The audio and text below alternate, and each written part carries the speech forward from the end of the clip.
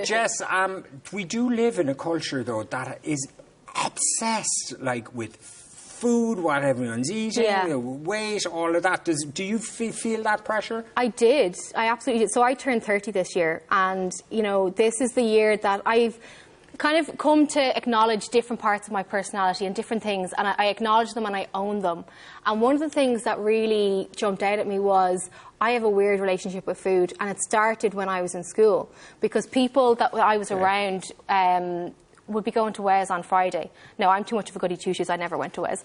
But there were people going to Wes, and they'd be like, well, I'm going to wear this little dress, but I'm not going to have my sandwiches this week because I want to fit into it. And all this, old? like 14, 15. And it got so bad. I didn't feel that because I wasn't going to Wes. I didn't give a shite. But it got so consistent that and this is a weird thing to admit, but like I would literally eat my sandwiches in the Jacks. Like I would go to the bathroom rather than eating in front of them. And that's something that I still kind of have a hang up about now. Like this is again a weird thing, but I won't go for dinner or lunch with someone unless I feel comfortable with them, because I don't like eating in front of people. Really? It's the weirdest thing, and I can pinpoint it back to that. The hang-up of, like, oh, you're going to eat that? Oh, like, and again, friends take the piss out of me all the time. I don't eat burgers like a burger. I cut it up because you don't want to look a state when you're eating. And I don't care about a million different things about how I look and all the rest. But when it comes to food, it's a weird association. And there's times when I have little wobbles, and so before I turned 30 earlier this year, when everyone was in the new year, new me kind of buzz, I use social media all the time. It's a large part of my job. But I was looking on Instagram, and there was all these people in the gym, and you could literally count their ribs on their rib cage, and they're like, oh, I didn't eat yesterday, and I'm just, like, you know, doing 100 squats and whatever, and you just think, what's wrong with me that I'm not doing that?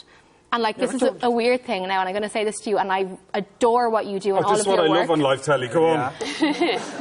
You're my dad. No, but, like, and this is an honest thing, is that I used to follow you on Instagram, and I loved it, and I love your energy, and I love everything about you, but I had to unfollow you. I had to unfollow a lot of people. Why? Because, not in bad, and it's coming from a good place. Yeah. It's because you were like, do yourself a favour, get your workout done, just get it in, and your energy pumped me up. But when I was having a confidence wobble earlier this year, you didn't want to hear it.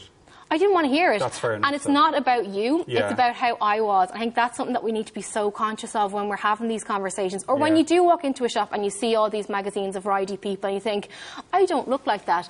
And if you read an article, it'll say, get up at 5 a.m. and go to the gym. I already get up at 5 a.m.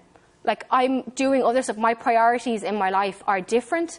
And as I said, it's only as I'm getting older now that I can acknowledge it and own it. Yeah, that's a very fair point. Like, that's a very fair point.